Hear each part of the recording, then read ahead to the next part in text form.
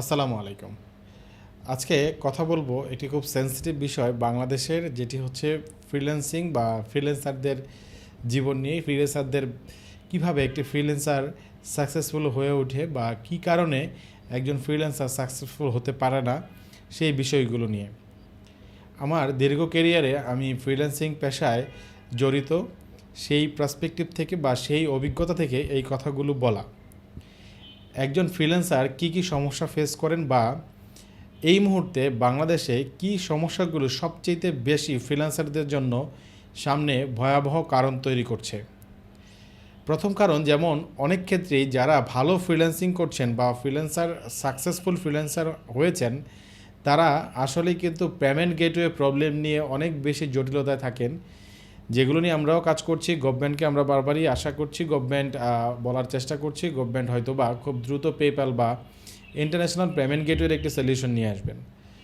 আর যারা নতুনভাবে ফ্রিল্যান্সিংয়ে আসার চেষ্টা করছে বা ফ্রিল্যান্সিংকে কেরিয়ার হিসেবে নেওয়ার চেষ্টা করছে, তারা কিন্তু খুব মহা বিপদের মধ্য দিয়ে যায়। কারণ নতুন যারা ফ্রিল্যান্সিংয়ে আসছে, তারা কিন্তু অনেকগুলো ইনফরমেশন সঠিকভাবে পাচ্ছে না বা পায় না।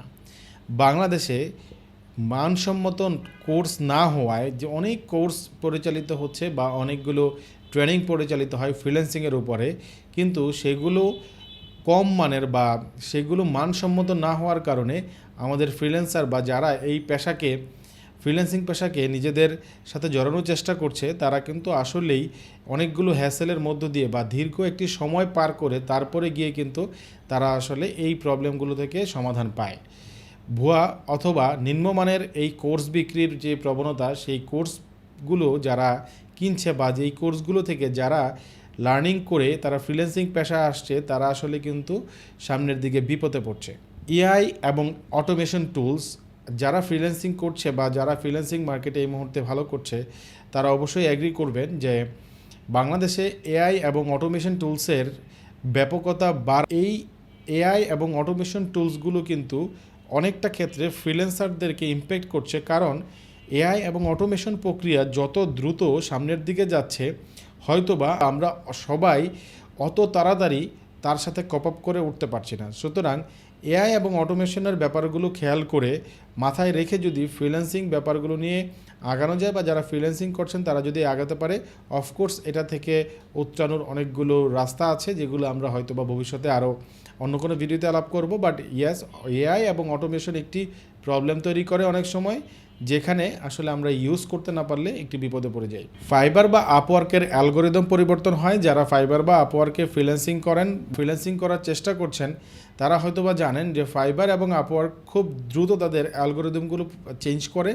যেই অ্যালগোরিদম চেঞ্জ যারা শুধুমাত্র ফ্রিল্যান্সিংকে অনেক দিন রপ্ত করেছেন বা ফ্রিল্যান্সিং পেশাটাকে নিজের সাথে জড়িয়েছেন, তারা হয়তো অনেক সময় এটাকে ট্র্যাক করতে পারে, সেইভাবে ব্যবস্থা নেয় ভবিষ্যতের জন্য।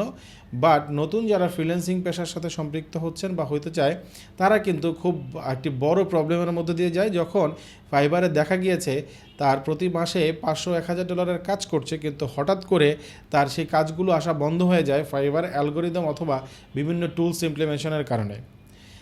আপওয়ার্কে বিট করতে যে আগে কোনো রকমের ডলার বা কোনো রকমের টাকা লাগতো না, এই মুহূর্তে আপওয়ার্কে বিট করতে আমরা জানি কয়েন কিনে তারপরে বিট করতে হয়। সুতরাং এই বিটটিও যদি সঠিক মতো বিট করা না যায় বা কাজের না বুঝে যদি বিট করা হয়, তাহলে কিন্তু এখানেও কাজ না পাওয়ার একটি বড় প্রবণতা থেকে যায়। মানসিক চাপ এবং একাকিত্ব, যারা ফ্রিল্যান্সিং করেন তারা আমরা জানি যে মানসিক খুব চাপ নিতে হয়, কারণ ডেডলাইনের মধ্য দিয়ে প্রচুর সময় অতিবাহিত করতে হয়। এবং এখানে যেহেতু একা ফ্রিল্যান্সাররা মোস্ট অফ দেম, তারা কিন্তু নিজেরাই একা একা কাজ করতে হয় বা একটি হোম অফিস বা নিজস্ব ছোট পরিসরেই তারা কাজ করে।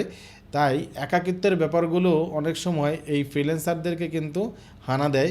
সো এটিও কিন্তু একটি বড় ইস্যু ফ্রিল্যান্সারদেরকে ক্ষতিগ্রস্ত করার। কিছু কিছু সমাধান নিয়ে হয়তো আলোচনা করা যায়, বাট এই সমাধানগুলো হয়তো বা আরও বিস্তরভাবে আলোচনা করার বিষয়, যেখানে ভুয়া ট্রেনিং অথবা দুর্বল মানের যে ট্রেনিংগুলো সেগুলোকে অ্যাভয়েড করা, পাশাপাশি উচ্চমানের কোর্স অথবা যে কাজগুলো শিখলে আসলে এই মুহূর্তে বাজারে ডিমান্ড বা ফ্রিল্যান্সিং মার্কেট প্লেসগুলোতে ডিমান্ড আছে, সেই কাজগুলোকে টাকা বেশি দিয়ে হলেও একদম সরাসরি শিখে তারপরে ফ্রিল্যান্সিং মার্কেট প্লেসগুলোতে বিড বা ক্লায়েন্টের সাথে কাজ করতে যাওয়া।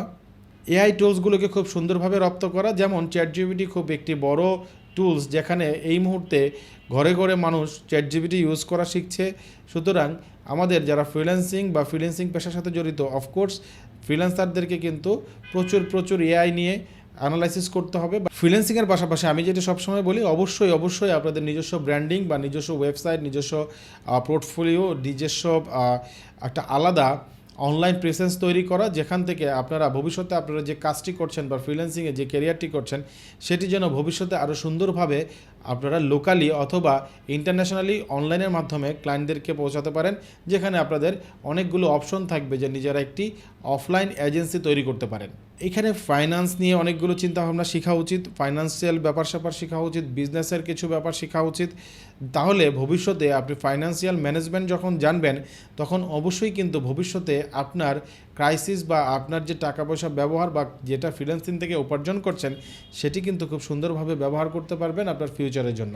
লোকাল ক্লায়েন্টদেরকেও সার্ভিস দেওয়ার মানসিকতা তৈরি করা, শুধু যে আমরা বিদেশেই চেষ্টা করি ফ্রিল্যান্সার হিসাবে বিদেশের ক্লায়েন্টদেরকেই সবসময় সার্ভিস দেই, বাট আমাদের লোকাল কোনো টেন্ডেন্সি না থাকার কারণে কোনো এক সময় ফ্রিল্যান্সিং মার্কেট প্লেসগুলো যদি ঝামেলায় পড়ে যায়, তখন হয়তো বা লোকাল অবস্থা আমরা আর কপ আপ করতে পারি না। তাই লোকাল ব্যাপার স্যাপারগুলো, লোকাল কারেন্ট অ্যাফেয়ার্স, এই মুহূর্তে আপনি যে সার্ভিসটি প্রোভাইড করেন সেই সার্ভিসের মার্কেট ভ্যালু বাংলাদেশে, সেগুলোকে অ্যানালাইসিস করে রাখা।